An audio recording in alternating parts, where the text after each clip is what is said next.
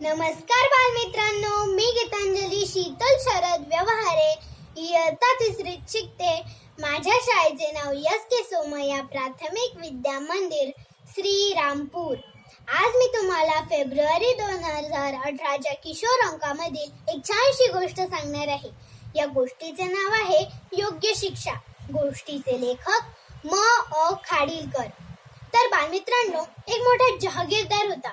तो स्वभावाने दुष्ट, निर्दयी आणि अत्याचारी होता. त्याला आपल्या श्रीमंतीची घोमेंड होती. राजप्रसादालाही लाजवेल असा त्याचा वाडा होता. लोकांनी आपल्याला मान द्यावा, नेहमी आपली स्तुती करावी, आपले गुणगान गावं अशी त्याची इच्छा होती. त्याप्रमाणे त्याच्या हाताखालचे लोक, शेतकरी आणि इतर गरजू लोक येऊन त्याला मोठेपणा देत असे. परंतु एकदा असं घडलं की बरेच दिवस त्याच्याकडे कोणी फिरकलं नाही. तो रागाने लालबुंद झाला. लोक त्याच्याकडे यायचं बंद होताच त्याने स्वतः आपल्या हद्दीत संचार करायचं ठरवलं. एके दिवशी काही नोकर चाकर सोबतीला घेऊन घोड्यावर बसून तो बाहेर पडला. एका खेड्यातून जात असताना प्रथम त्याला एक शेतकरी दिसला. जहागीरदारानं शेतकऱ्याच्या शेतात प्रवेश करतात शेतकऱ्यानं लोकबघीने येऊन जहागीरदाराच्या पायावर मस्तक ठेवले. का रे, लय मातलायस वाटतं? कित्येक दिवसातून वाड्यावर का नाही आलास? मी येत असलेला पाहून तू माझ्या स्वागताला देखील आला नाहीस आणि खंडाचे पैसे अजून तू दिले नाहीस. महाराज, क्षमा असावी. शेतात रामताना मी एकलाच आहे. चांगलं पिकावं तर कष्ट करायला पाहिजे. सरत्या वर्षाला दुष्काळ पडला होता हे तर आपल्याला ठावच आहे. यावर्षी पिकलेलं धान्य घरातल्या लोकांना पुरेल एवढंच आहे.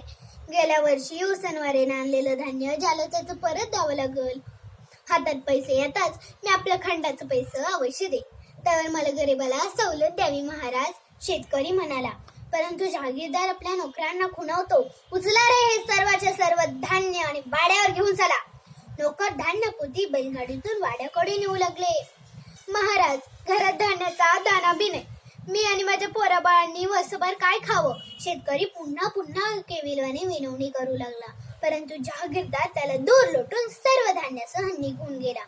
शेतकरी फार चिंतेत होता. त्याने राजाकडे दाद मागायची ठरवली. फाटक्या कपड्यातच तो राजाकडे निघाला. दरबारात येऊन त्याने राजाला सर्व घटना सांगितली. राजाला फार दुःख झालं आणि त्या जहागीरदारांचा रागही आला.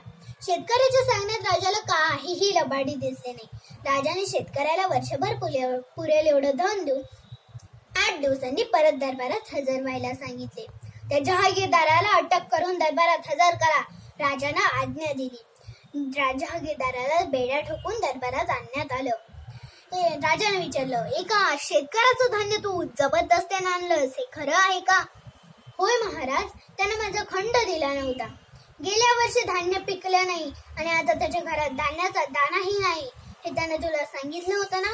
होय महाराज, आता तो आणि त्याच्या घरातील सर्वजण उपाशी मरतील याची तुला जाणीव आहे का? जहागीरदाराला काहीही उत्तर देता आलं नाही. राजाने रागाने जहागीरदाराला अन्नाविना कोठडीत डांबून ठेवण्याची आज्ञा दिली.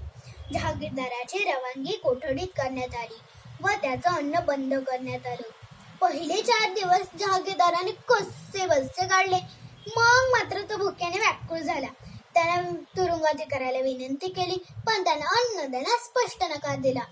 आता काही आपण जगत नाही असं जहागीरदाराला वाटू लागलं. त्यानं पुन्हा इथं तुरुंगात करायला विनंती केली. आपल्याला अन्न द्यायचं नाही तर नको, निदान माझं गारणं तरी राजापर्यंत पोहोचवा हो. तुरुंगात करायला त्याची दया आली. त्यानं जहागीरदाराचं गारणं राजापर्यंत पोहोचवलं.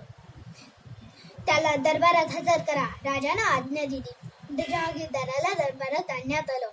राजाने विचारलं, भुकेने माणसाची काय अवस्था होते हे तर तुला कळलं ना?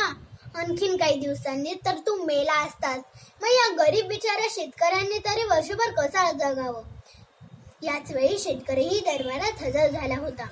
महाराज, मला माझ्या कृत्याचा पश्चाताप होत आहे. मी पुन्हा असं वागणार नाही. क्षमा असावी, पण काही खायला द्यावं तरच माझे प्राण वाचतील. जहागीरदार किवकाकुळतेने म्हणाला. जहागीरदाराला खायला देण्यात आलं. या शेतकऱ्याचं नेलेलं धान्य त्याला परत करावं, राजानं आज्ञा दिली.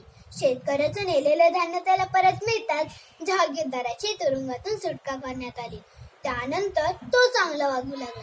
त्याने इतरांना त्रास देणं बंद केलं. पण बालमित्रांनो, हा न्यायनिष्ठ राजा कोण होता हे माहित आहे का तुम्हाला? ते होते छत्रपती शिवाजी महाराज. पण माझ्या बालमित्रांनो, आपण या गोष्टीतून काय शिकले पाहिजे? हे म्हणजे कोणीही कोणावर अत्याचार करू नये. धन्यवाद.